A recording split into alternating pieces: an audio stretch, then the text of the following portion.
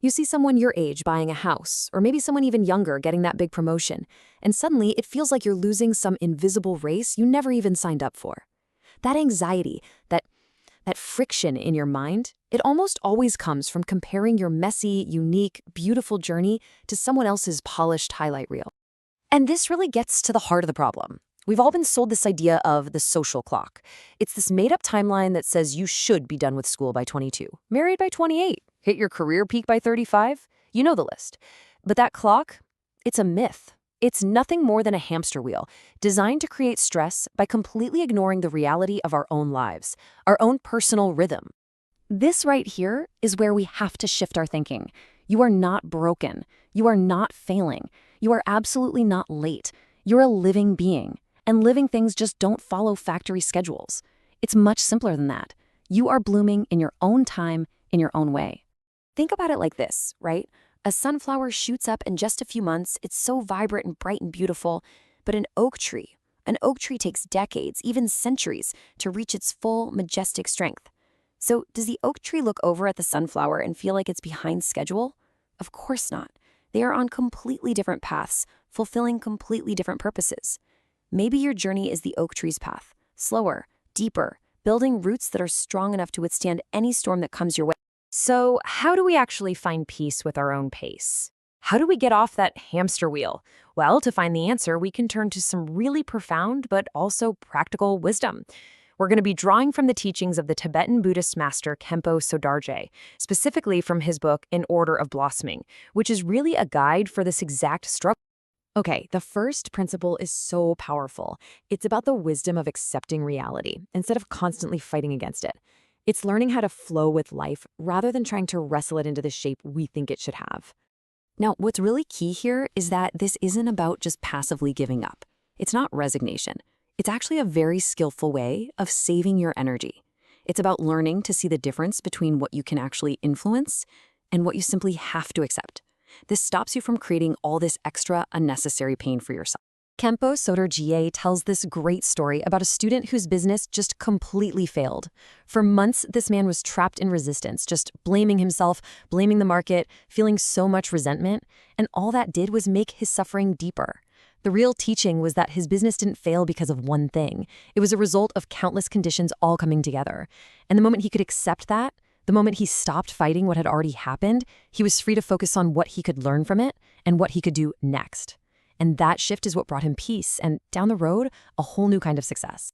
All right, let's move to the second principle, which builds so beautifully on the first.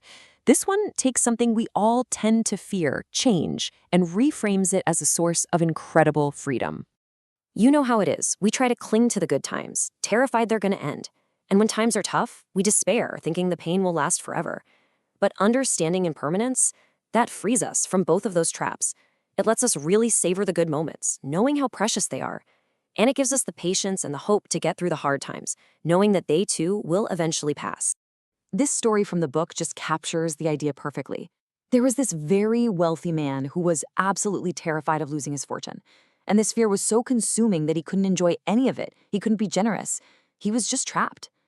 The master helped him to see a simple truth. His wealth was already impermanent, whether he worried about it or not. By finally accepting that universal law, the man found peace. He actually started using his wealth to help people, and ironically, that brought him a way deeper, more genuine happiness than hoarding it ever could have. This brings us to a really crucial teaching, and it's about the incredible, almost unbelievable power our own mind has in creating our experience of the world. The idea is that our reality isn't just out there. It's filtered, and in many ways created by our own perspective. This is probably one of the most powerful examples in the whole book. Imagine two students living in the exact same tiny, noisy dorm room. One of them complains constantly about the small space, the noise, the bad food. His mind literally creates a state of suffering for him.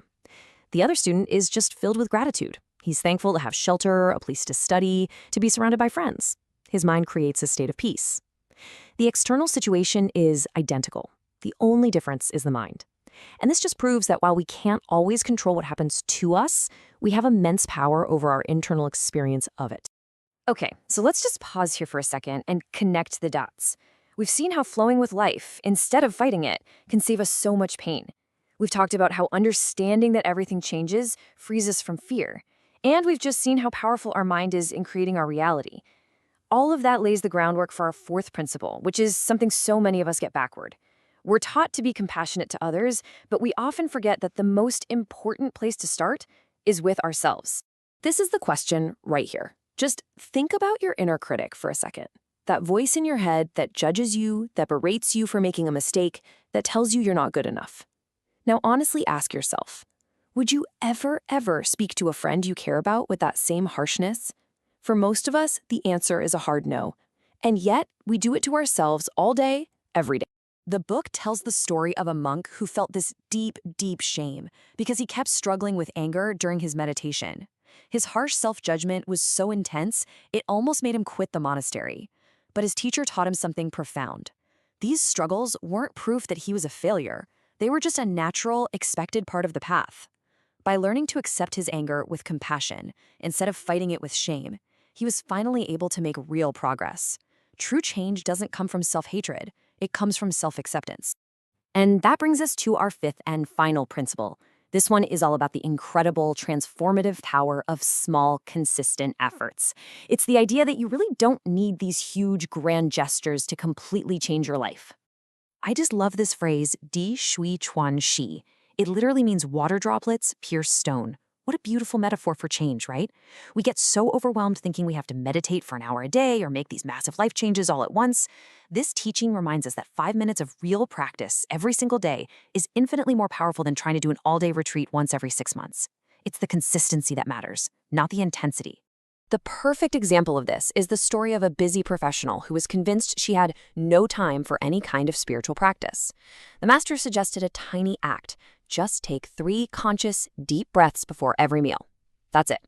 This little micro practice, which takes, less than a minute each time, gradually started to rewire her brain. She became more present, less reactive, and over time, that tiny seed of mindfulness just blossomed into a deep sense of peace that spread throughout her entire life. Okay, so we've gone through these 5 really profound principles, but the big question is, how do we actually bring them into our busy, messy modern lives? This final section is all about the how. It's a practical toolkit to get us started. So here are the first 3 simple, totally doable steps. When you feel yourself fighting something, just pause and ask, is this actually in my control? If the answer is no, practice letting it be. When life is good, really soak it in. Know that it's a precious moment. And when life is hard, gently rewind yourself, this too shall pass. And for training your mind, when you're upset, just try to find just one small thing to be grateful for. You'll be amazed how it can shift your entire perspective. And here are the last 2. Practicing self-compassion can be as simple as putting a hand on your heart when you're struggling and just saying to yourself, this is really hard right now. May I be kind to myself. And finally, build with small acts. Choose one tiny practice. Make it so small you literally can't say no. 2 minutes of quiet, 3 deep breaths, 1 sentence in a journal. Just do it every day. The consistency is what will change you, not the intensity. So, if there is one single idea to take away from all of this, let it be this simple, profound truth. You are not late. You are not behind. You are not running out of time. You are exactly where you need to be, learning precisely the lessons you need to learn for your next stage of growth. You are in your time. And let's just end with this beautiful thought from Khenpo Sodargye. The goal was never to fight our way to some distant, hard-won state of peace. The goal is actually much simpler. It's to stop struggling, to stop resisting what is, to stop judging ourselves so harshly, to stop rushing. Because when we can do that, even just for a moment, we realize that the peace we've been searching for has been right here the whole time, just patiently waiting for us to come home to our own natural rhythm.